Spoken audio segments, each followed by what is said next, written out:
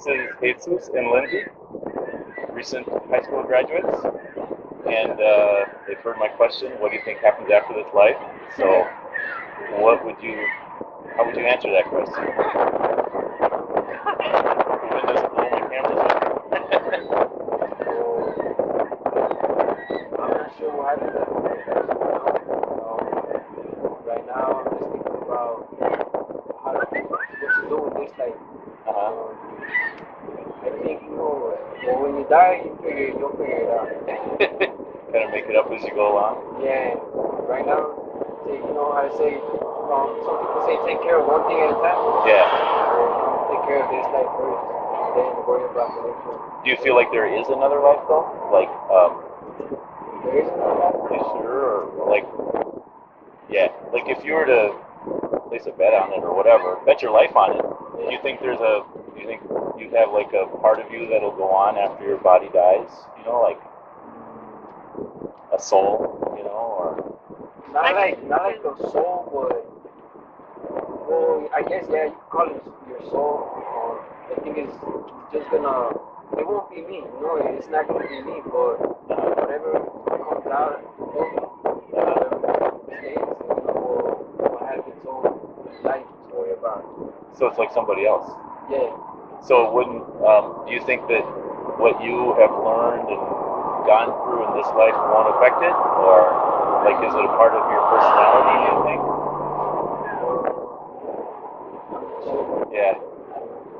Yeah. How about you? I think that an afterlife is like, I don't know, when you die, I feel like you just live forever. And then you dream whatever happens. So it just kind of exists in like a dream world kind of thing?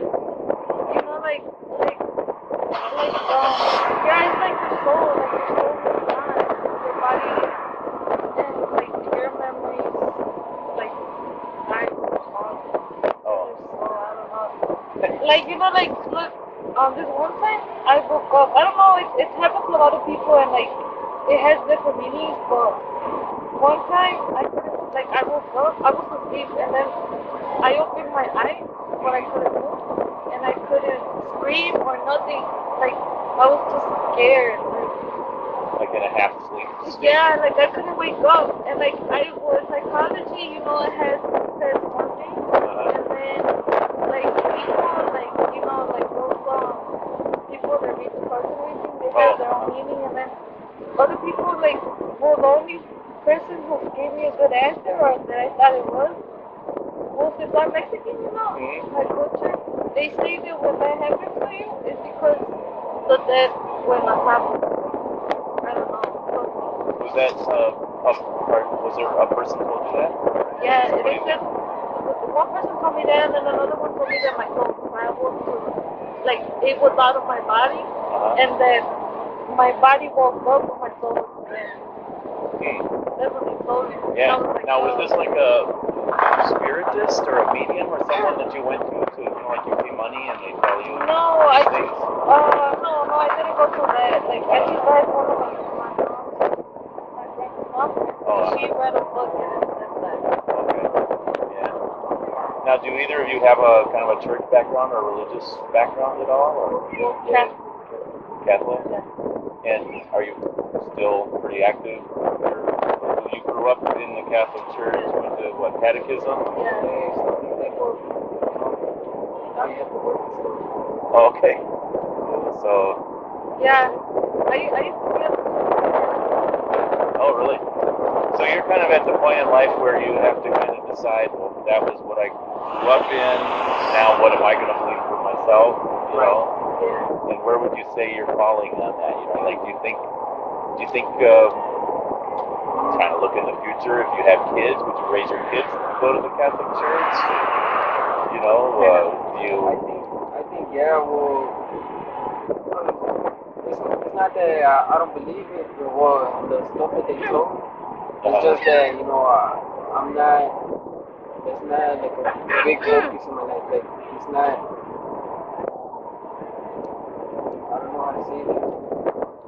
I don't have to go to Catholic school and stuff. Right. So, when I gotta work, I can't go to church. So, if I miss, to me, it's not that bad. Yeah. Or if we have kids, I'm gonna raise them Catholic. Yeah. They'll go to church and stuff like that. And when they get older, they can decide for themselves. Do you think you would be more strict than your parents about religion, or less? Less strict. So your parents were pretty strict, you'd say? Yeah. Yeah. Strict. Are they disappointed that you aren't as involved in the church anymore? Not really. Oh, yeah. Now you're out of their hands. They are. Well, they are? They are, like, because they notice that I don't go, so they kind of tell me, oh, you should try to go more. Right. But they don't, like, try to force it upon me. They can't. Yeah. You're your own person now. So. Now, would you both say you believe in God, or like the God of the Bible, or?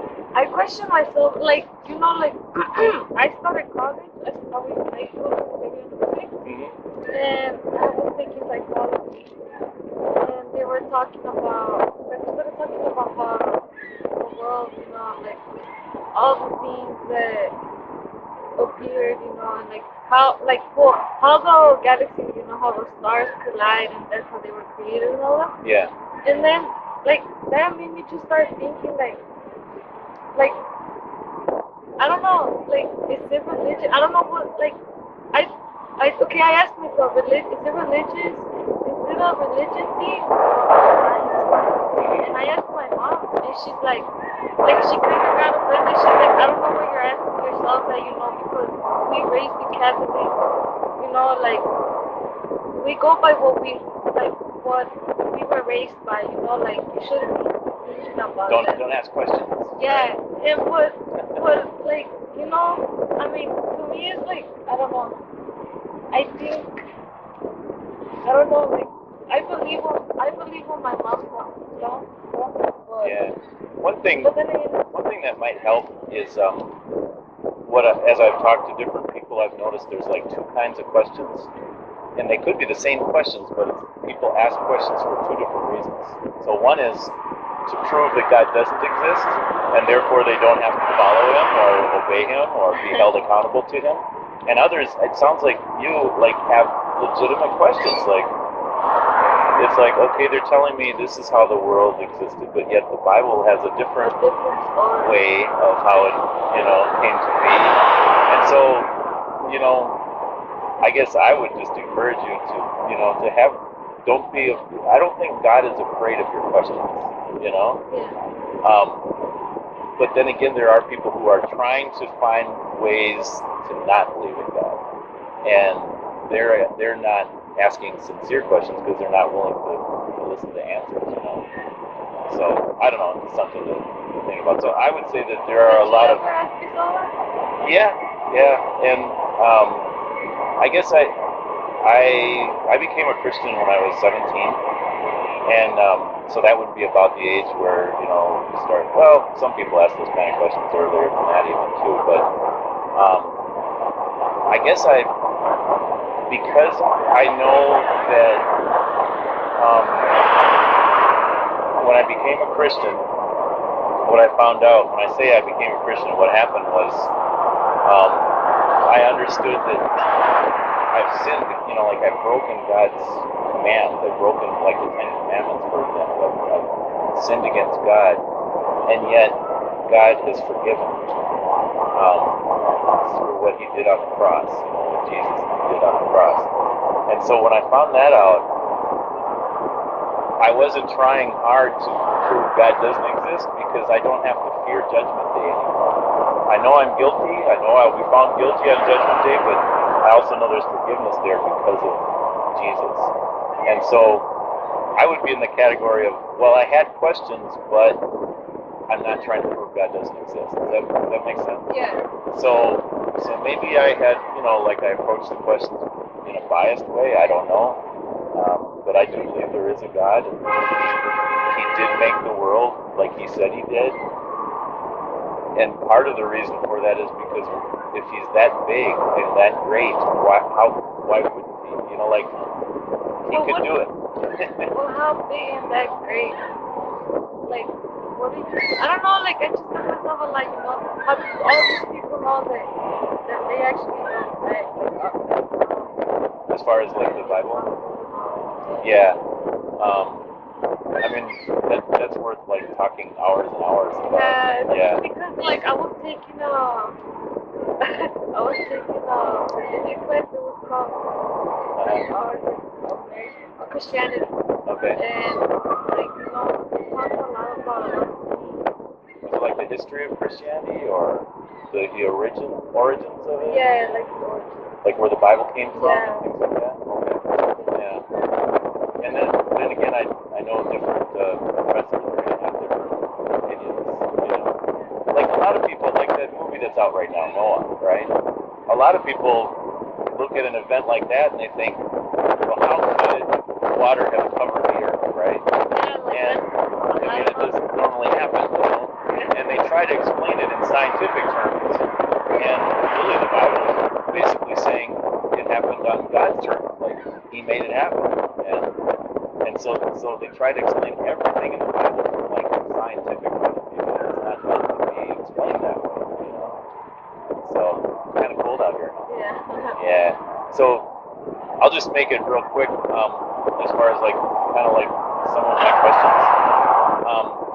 If there's a judgment day, like if you were to die tonight and you find out that you're standing before God, He's very real, and you know, the Bible actually says you guys have been given, everybody's been given the knowledge of right and wrong, good and evil.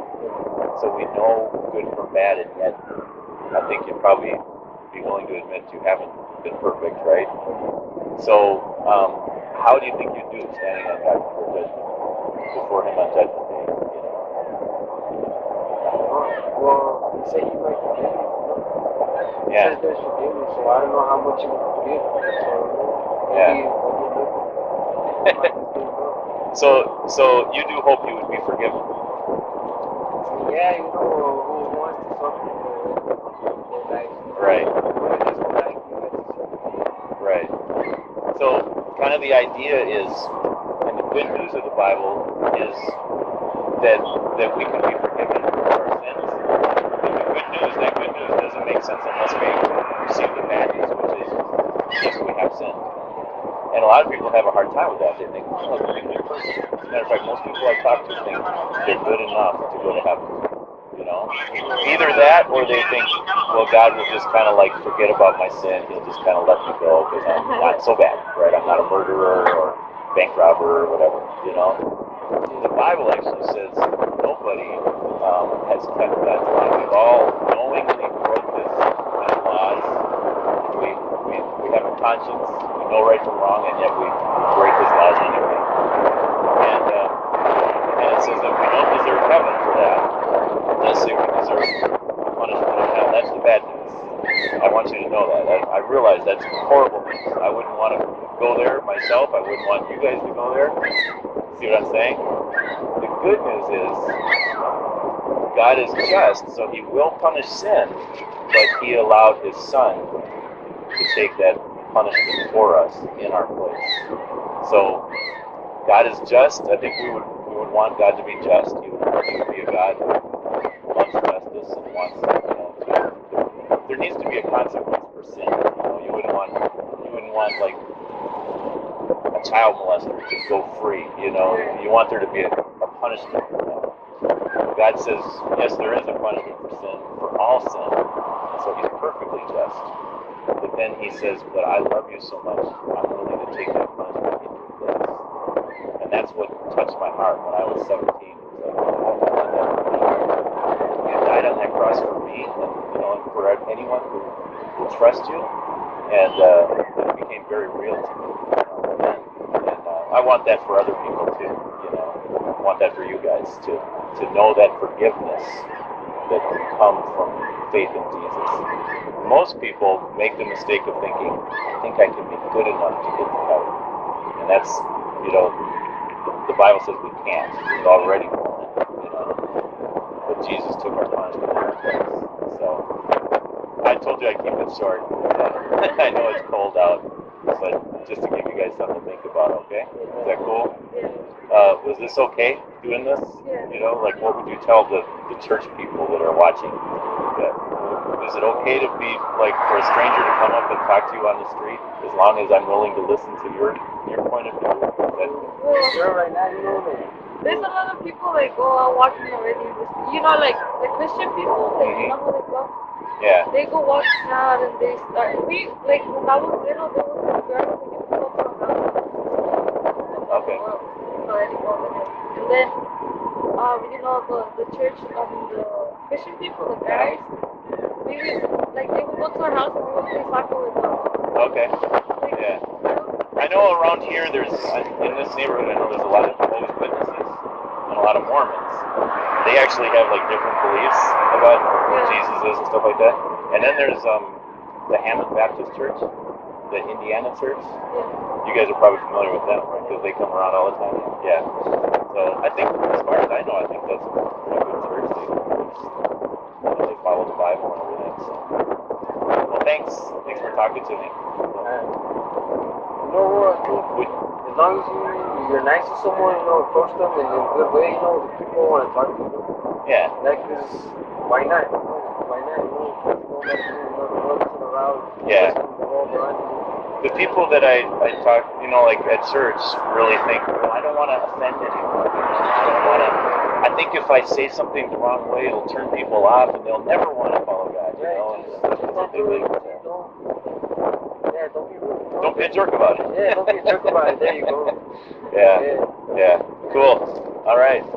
Would you guys like the blog address so you can see yourselves? I'm having trouble with my computer right now, but maybe in a few days I should be able to get it on there. So you don't happen to have any paper, do you?